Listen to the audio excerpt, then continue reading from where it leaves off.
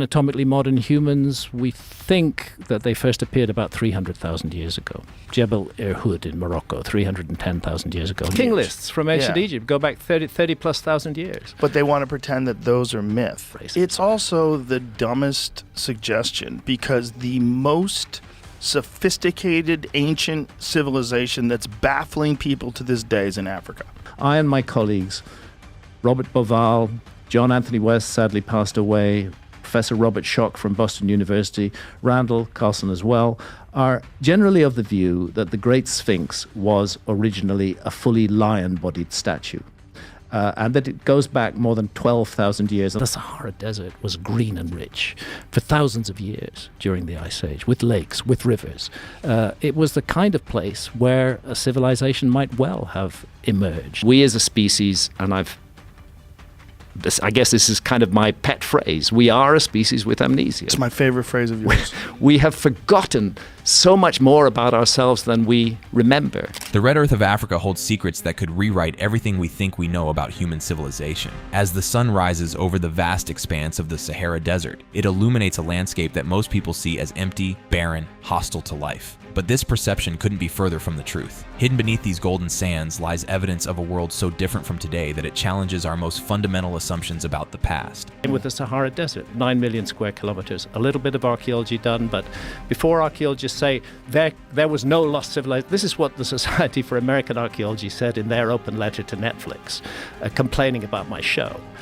They said, we know that there was no lost civilization during the Ice Age. And my question to them is, how can they possibly know that when they've looked at relatively small areas of the Earth? Yet what little we have found is already forcing us to reconsider everything. We know that this desert wasn't always a desert. During the last ice age, when much of Europe and North America lay buried under kilometers of ice, the Sahara was green. It was a land of lakes and rivers, grasslands and forests, teeming with life. Satellite imagery has revealed the ghostly outlines of ancient river systems snaking across the landscape, dried up now for millennia, but once flowing with water. Archaeological sites scattered across this region tell us that sophisticated human societies flourished here when our ancestors in Europe were still struggling to survive in frozen wastelands. But the evidence goes deeper than this. Hidden in museums around the world are artifacts that speak to levels of sophistication that shouldn't have existed according to our conventional timeline. Stone vases carved with such precision that they're accurate to within thousandths of an inch. Objects that appear to have been manufactured using techniques we're only just beginning to understand. Tools and weapons that suggest knowledge of metallurgy and engineering far in advance of what we've been taught was possible. The ancient Egyptians themselves, the civilization we point to as one of the earliest and most advanced, told stories of their knowledge coming from even more ancient sources. In their texts, in their traditions, in the very design of their monuments,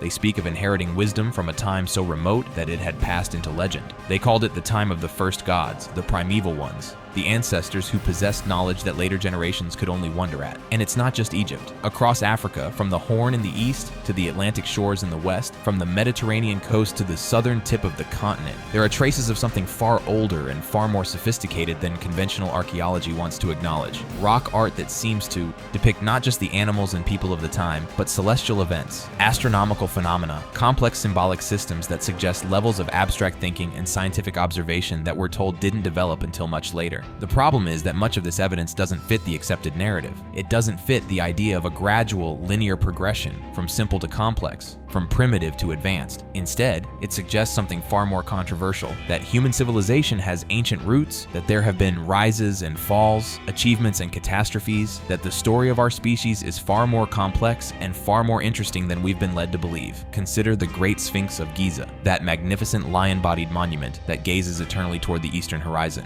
For decades, researchers have pointed to geological evidence suggesting that this monument bears the scars of water erosion, the kind of deep vertical weathering that comes from centuries of heavy rainfall. But the Giza Plateau hasn't seen such rainfall for over 7,000 years. The only time in recent geological history when this region experienced the kind of sustained, heavy precipitation that could create such weathering patterns was during the end of the last ice age, more than 12,000 years ago. This evidence has been fought tooth and nail by mainstream Egyptology, but the geological case is compelling. Professor Robert Schoch of Boston University, a geologist who has spent decades studying the Sphinx, has demonstrated convincingly that the weathering patterns on the monument monument are inconsistent with the arid conditions that have prevailed in the region for millennia. If he's right, then the Sphinx is thousands of years older than conventional archaeology claims, dating back to a time when the Sahara was green and Africa was a very different place. But the Sphinx is just the beginning. The valley temple that stands beside it contains massive limestone blocks, some weighing over 100 tons, fitted together with such precision that you can't slip a knife blade between them. These blocks show the same weathering patterns as the Sphinx itself, suggesting they too date back to this much earlier period. Who had the technology to quarry, transport, and position such massive stones with such precision over 12,000 years ago? The conventional answer is that nobody did, that such capabilities didn't exist, that we're misinterpreting the evidence. But this answer requires us to ignore not just the geological evidence, but the testimony of the ancient Egyptians themselves. In their own records, they speak of a much greater antiquity for their civilization. The famous Turin King List and the Abydos King List record dynasties of pharaohs stretching back not just the 3,000 years that conventional history accepts, but over 30,000 years into the past. Mainstream Egyptology dismisses these extended chronologies as mythology, as the fantasies of later scribes who wanted to give their civilization a more impressive pedigree. But what if they weren't fantasies? What if they were memories, however distorted by time, of a real and far more ancient history? The evidence extends far beyond Egypt. In the heart of the Sahara, in places like Tassili N'Ajjer in Algeria, we find some of the most sophisticated rock art ever created. These aren't crude cave paintings. They're sophisticated artistic productions,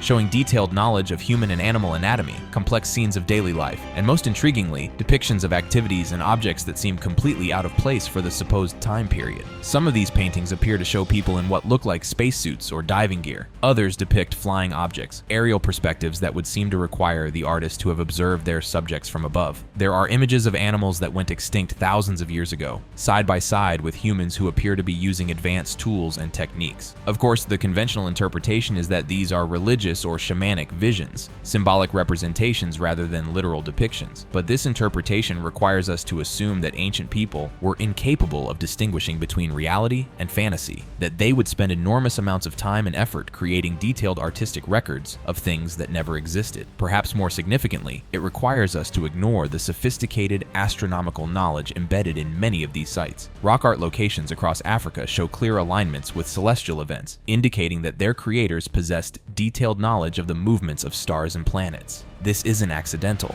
The precision of these alignments indicates systematic observation over long periods of time, the kind of sustained scientific investigation that we associate with advanced civilizations. But nowhere is the evidence for an advanced ancient African civilization more compelling than in the mysterious structures being discovered through modern remote sensing technology. LiDAR and ground-penetrating radar are revealing vast networks of artificial structures beneath the sands of the Sahara, geometric patterns and building foundations that speak to organized communities far larger and more sophisticated than anything we've been taught existed in this region. Satellite imagery shows circular and rectangular patterns in the landscape, too regular to be natural, too large to be explained as simple settlement sites. These features cover hundreds of square kilometers, suggesting urban complexes that would rival any ancient city we know of. Yet most of these sites have never been properly investigated, never been excavated, never been studied in detail. Why? Because they don't fit the narrative. They don't fit the idea that civilization emerged slowly and gradually from the Middle East and spread outward. They suggest instead that Africa was a center of advanced development far earlier than anyone has been willing to admit. The implications of this evidence go far beyond archaeology. They challenge some of the most fundamental assumptions of our modern worldview. If African societies possessed advanced knowledge and capabilities thousands of years before the supposed dawn of civilization, then the entire story of human development needs to be rewritten. This isn't just about African history, it's about human history, about the real story of our species and what we're capable of, about the possibility that the linear progression from primitive to advanced that we take for granted is a myth, that human societies have been rising and falling, achieving great heights and suffering catastrophic setbacks for far longer than we've imagined. The ancient traditions of Africa speak of these cycles. Stories passed down through countless generations tell of great kingdoms and advanced societies that flourished in the distant past, only to be destroyed by natural catastrophes or their own hubris. These aren't unique to Africa. Similar stories exist in cultures around the world, suggesting that they may be memories of real historical events rather than mere mythology. But to take these stories seriously requires us to abandon some cherished assumptions about the past. It requires us to consider the possibility that human civilization is much older than we've been taught, that there have been previous peaks of achievement that have been lost to time and catastrophe. This is where the controversial nature of this research becomes apparent. The suggestion that Africa was home to advanced ancient civilizations runs counter to centuries of assumptions about African history. It challenges the narrative that has been used to justify colonialism and cultural supremacy. It's also the dumbest suggestion because the most sophisticated ancient civilization that's baffling people to this day is in Africa. Yeah. So absolutely. shut the fuck up. Shut the fuck up. It doesn't make any sense. It suggests that the continent that has been portrayed as primitive and backward may actually have been the birthplace of the very knowledge and capabilities that later civilizations claimed as their own. The resistance to this evidence is fierce. Mainstream archaeology has invested heavily in the current narrative, and admitting that it might be fundamentally wrong would require a massive revision of established theories and reputations. And the golem effect is incredibly strong in archaeology. Archaeology has got about, 15 golems who are all goleming around trying to make everybody else miserable. And they don't actually seem to do any real work themselves, but what they devote their entire lives to is trashing the work of other people. Academic careers have been built on the assumption that civilization developed in a linear fashion from specific centers in the Middle East. Suggesting that this assumption might be wrong is tantamount to academic heresy, but the evidence continues to accumulate. Every new discovery, every new piece of technology that allows us to see deeper into the past, reveals more anomalies that don't fit the conventional story. The challenge is not whether this evidence exists, it clearly does, but whether we have the courage to follow where it leads. The story of ancient Africa is inseparable from the story of climate change. The transformation of the Sahara from a green and fertile landscape to the desert we see today represents one of the most dramatic environmental changes in human history. This transformation didn't happen overnight. It took place over several thousand years, beginning around 7,000 years ago and reaching its current state around 4,000 years ago. For the human societies that lived through this change, it must have been catastrophic. Imagine sophisticated civilizations with cities, trade networks, and agricultural systems gradually forced to abandon their homes as the climate shifted and the desert expanded. Some populations would have migrated north to the Nile Valley, carrying their knowledge and traditions with them. Others would have moved south into sub-Saharan Africa, east toward the Horn, or west toward the Atlantic coast. This migration wouldn't have been a simple movement of primitive tribes. If the evidence for advanced Saharan civilizations is correct, we're talking about the displacement of sophisticated societies with complex technologies and knowledge systems. The impact of this forced migration on the regions they moved to would have been profound. Consider what we know about the sudden appearance of advanced civilization in Egypt around 5,000 years ago. The conventional narrative describes this as a rapid development from primitive origins. But what if it was actually the result of migration from the increasingly arid Sahara? What if the advanced knowledge and techniques that seem to appear suddenly in the Nile Valley were actually brought there by refugees from dying civilizations to the west? This would explain many of the mysteries of early Egyptian civilization. The sophisticated astronomical knowledge, the advanced engineering capabilities, the complex religious and philosophical systems. All of these could have been inherited from older sources, rather than developed from scratch. The Egyptians themselves claimed that their knowledge came from more ancient sources, from the time of the gods and the first dynasties that ruled for thousands of years. But the implications extend far beyond Egypt. If advanced civilizations existed in the Sahara during the Green Period, then we need to reconsider the entire narrative of how human knowledge and technology developed. Instead of the linear progression from simple to complex that we've been taught, we might be looking at a much more cyclical pattern, with periods of advancement followed by catastrophic setbacks and subsequent recovery. This cyclical view of history is actually more consistent with what we observe in the natural world. Ecosystems go through cycles of growth, maturity, decline, and renewal. Climate patterns operate in cycles, sometimes short, sometimes extending over thousands or tens of thousands of years. Why should human civilization be any different? The evidence for these cycles exists not just in Africa, but around the world. Megalithic structures that seem to require advanced engineering knowledge, astronomical alignments that indicate sophisticated mathematical understanding, artistic and architectural achievements that appear suddenly in the archaeological record without clear antecedents. All of these suggest that human capabilities have been underestimated and that the story of our development is far more complex than we've assumed. In Turkey, the site of Göbekli Tepe has revealed sophisticated stone monuments dating back nearly 12,000 years, created by people who were supposedly simple hunter-gatherers. The precision of the carving, the complexity of the astronomical alignments, the sheer scale of the undertaking all suggest capabilities that don't fit our assumptions about what was possible at that time. Similar sites are being discovered around the world, each one challenging our preconceptions about ancient human capabilities. But nowhere is this evidence more significant than in Africa, because Africa is where our species first evolved, where we first developed the cognitive capabilities that make civilization possible. If Africa was indeed home home to advanced civilizations in the distant past, then we need to completely rethink our understanding of human potential. We need to consider the possibility that our ancestors were capable of achievements that we've only recently rediscovered, that knowledge and wisdom accumulated over thousands of years was lost in catastrophic events and has had to be painstakingly rebuilt. This perspective has profound implications for how we view our current situation. If human civilization has risen and fallen before,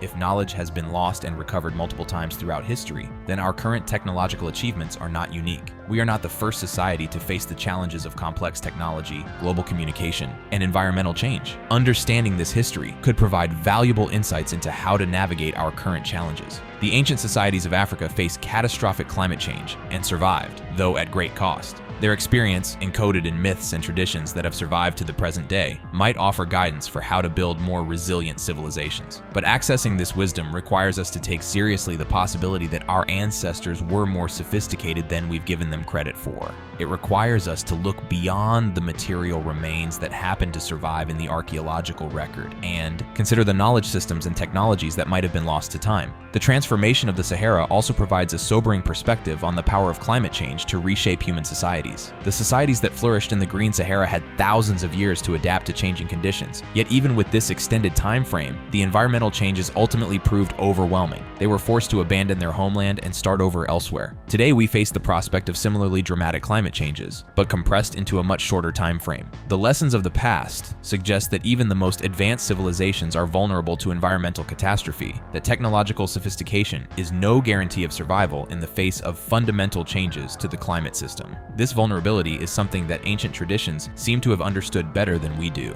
Stories from cultures around the world speak of great floods, of civilizations destroyed by natural catastrophes, of the need to preserve knowledge and wisdom for future generations. These stories were once dismissed as mythology, but as our understanding of climate history improves, we're beginning to recognize that they may be based on real historical events. The Younger Dryas event, a period of rapid climate change that occurred around 12,000 years ago, brought an end to the last ice age, but also triggered massive environmental disruptions around the world.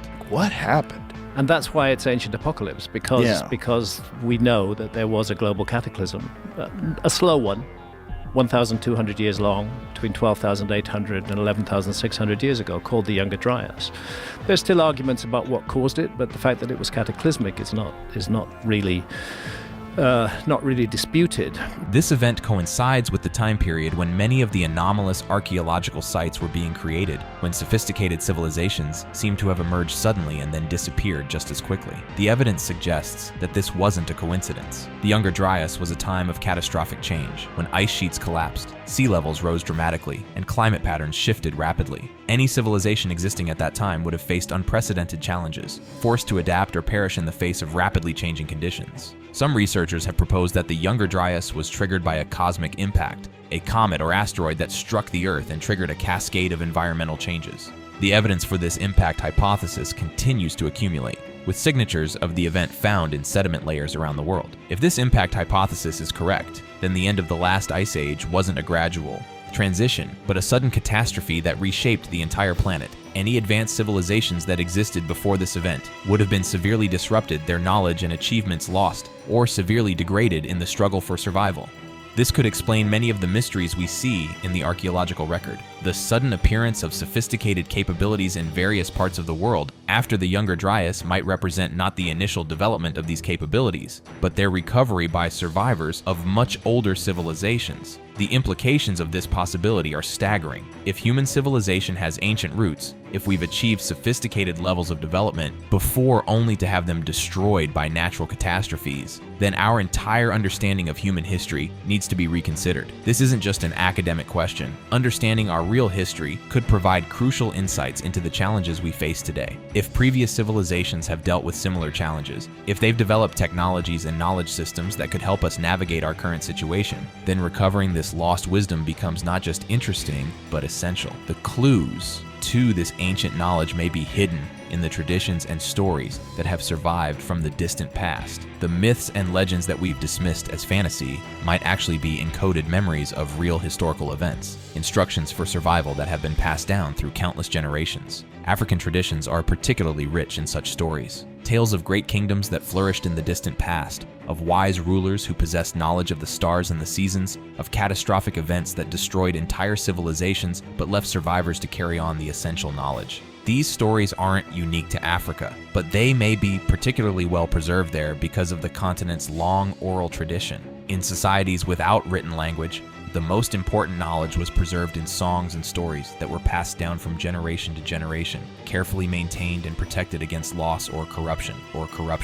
This oral tradition has preserved not just historical memories, but also practical knowledge about astronomy, agriculture, medicine, and navigation. Knowledge that allowed African societies to thrive in challenging environments, to navigate vast distances across land, and sea, to maintain complex trade networks that spanned continents. The scope of these trade networks is only now beginning to be understood. Archaeological evidence shows that goods and ideas flowed between Africa and other continents thousands of years before the supposed age of exploration. African societies were not isolated or primitive, but were active participants in global exchange systems that connected civilizations around the world. This challenges another fundamental assumption about the past, that ancient societies were limited by their technology, that they couldn't travel great distances or maintain contact across vast regions. The evidence suggests instead that our ancestors were accomplished navigators and traders, capable of undertaking journeys that we would consider challenging even today. The Phoenicians, who are often credited as the great maritime civilization of the ancient world, may have inherited their seafaring knowledge from much older African sources. Inscriptions found in various parts of the world suggest that African explorers were traveling to distant continents thousands of years before the supposed age of exploration. But perhaps the most intriguing evidence comes from genetic studies that are revealing unexpected connections between African populations and other parts of the world. DNA analysis shows that human migration patterns were far more complex than previously assumed, with multiple waves of movement between continents that began much earlier than conventional history suggests. These genetic connections tell a story of ancient global networks, of populations that maintained contact across vast distances, of knowledge and technology that spread along trade routes and migration paths. They suggest that the idea of isolated, primitive societies gradually developing in parallel is a myth, that human development has always been a global phenomenon. This global perspective is essential for understanding the true significance of the African evidence. The sophisticated civilizations that may have existed in ancient Africa weren't isolated phenomena, but part of a worldwide network of advanced societies that shared knowledge and technology across vast distances. The destruction of these civilizations, whether by climate change, cosmic impact, or other catastrophic events, would have affected not just Africa, but the entire world. The loss of their knowledge and capabilities would have set back human development globally, forcing our species to slowly rebuild from whatever fragments survived the catastrophe. This cyclical view of human history is supported by evidence from many different fields. Climate science shows that the Earth's environment goes through regular cycles of change, some gradual, others sudden and catastrophic. Astronomy reveals that our planet is regularly subjected to cosmic events that could trigger global catastrophes. Geology demonstrates that the Earth's surface is constantly changing, with massive volcanic eruptions, earthquakes, and other events that could devastate entire civilizations. In this context, the idea that human civilization has developed in a steady, linear progression seems naive. The evidence suggests instead that our species has repeatedly achieved sophisticated levels of development, only to have these achievements destroyed by forces beyond our control. Understanding this pattern is crucial for our survival. If we are indeed living through another peak of human civilization, then we need to be prepared for the possibility of catastrophic setbacks. We need to develop technologies and knowledge preservation systems that can survive such events, ensuring that future generations won't have to start from scratch the way our ancestors apparently did. The ancient traditions of Africa may provide guidance for how to build such resilient systems. Stories of how knowledge was preserved through catastrophic events, how essential information was encoded in myths and traditions that could survive the collapse of complex societies, how small groups of survivors maintained the seeds of future civilizations. These traditions speak of libraries and archives hidden in secret locations, of knowledge keepers who dedicated their lives to preserving essential information, of technologies and techniques that could be rebuilt from basic principles when more complex systems failed. Some researchers believe that evidence of such preservation systems can be found in the great monuments of the ancient world. The Great Pyramid of Giza, for example, appears to encode sophisticated mathematical and astronomical information in its very structure.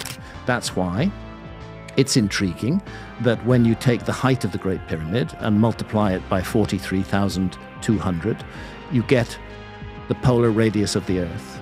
When you measure the base perimeter of the Great Pyramid and multiply it by the same number, 43,200, you get the equatorial circumference of the Earth. Egyptologists know this. They know that it's a case. They regard it as completely coincidental. The precision of its construction, the accuracy of its alignments, the complex relationships between its dimensions all suggest that it was designed to preserve information for future generations. If this interpretation is correct, then the pyramid isn't just a tomb or a monument, but a kind of time capsule, a repository of ancient knowledge that could be decoded by future civilizations with sufficient understanding. The same might be true of other megalithic structures around the world, including those that may lie hidden beneath the sands of the Sahara. The challenge is developing the tools and techniques needed to decode this information. Modern technology is providing new ways to analyze ancient structures, to detect hidden chambers and passages, to map the precise relationships between different elements of these monuments. But technology alone isn't enough. We also need to approach these structures with a different mindset, one that's open to the possibility that their builders were far more sophisticated than we've assumed. We need to consider that what looks like simple architecture might actually be complex information systems, that apparent decorative elements might actually be functional components of knowledge preservation systems. This requires a fundamental shift in how we approach the study of the past. Instead of looking for evidence that confirms our existing assumptions, we need to be willing to follow the evidence wherever it leads, even if it challenges our most basic beliefs about human history. The stakes couldn't be higher. If we are indeed facing challenges similar to those that destroyed previous civilizations, then understanding how they dealt with these challenges could be the key to our survival. The knowledge and wisdom of our ancestors, preserved in monuments and traditions that have survived for thousands of years, might provide the guidance we need to navigate the difficulties ahead. But accessing this wisdom requires us to acknowledge that our ancestors were capable of achievements we've only recently rediscovered. It requires us to consider the possibility that the story of human civilization is far older and far more complex than we've been taught. The evidence from Africa is central to this reconsideration. As the birthplace of our species, as the continent where human consciousness first developed, Africa holds the keys to understanding our true history. The sophisticated civilizations that may have flourished there in the distant past represent not just a chapter in African history, but a crucial part of the human story. Recovering this lost history isn't just an academic exercise. It's essential for understanding who we are as a species, what we're capable of achieving, and how we can learn from the mistakes and successes of our ancestors. That we as a species, and I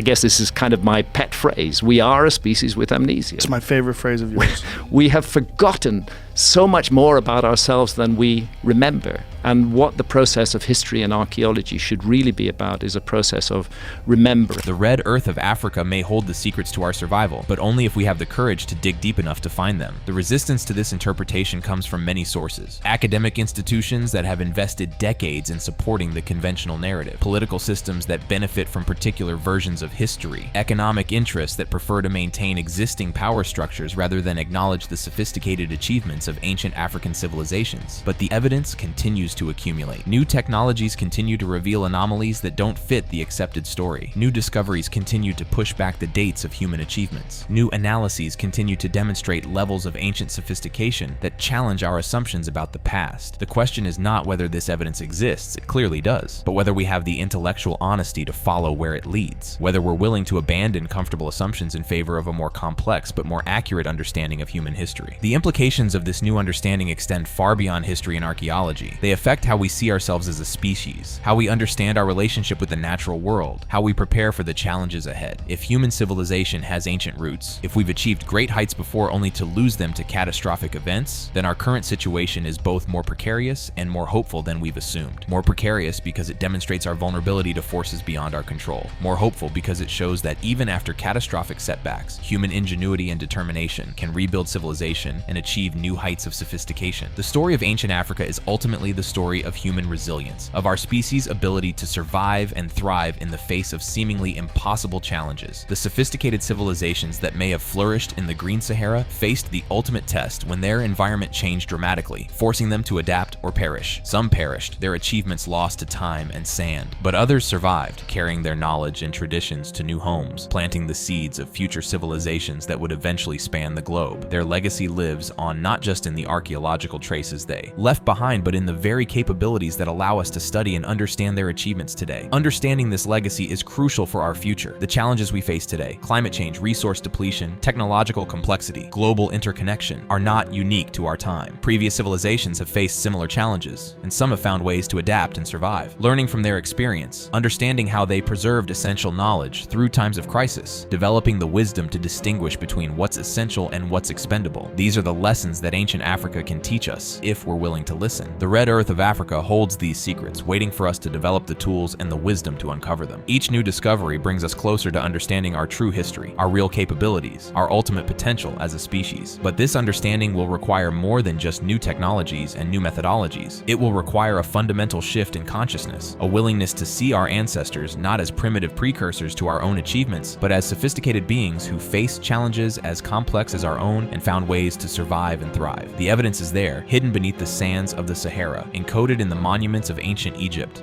preserved in the oral traditions of African cultures. The question is whether we have the courage to face what it tells us about ourselves and our history. The implications of this evidence are profound. If human civilization has ancient roots, if we've achieved sophisticated levels of development multiple times throughout history, then our current understanding of progress and development needs to be completely reconsidered. Instead of seeing ourselves as the pinnacle of human achievement, we might need to see ourselves as the latest in a series of civilizations that have risen and fallen throughout human history. This perspective is both humbling and inspiring. Humbling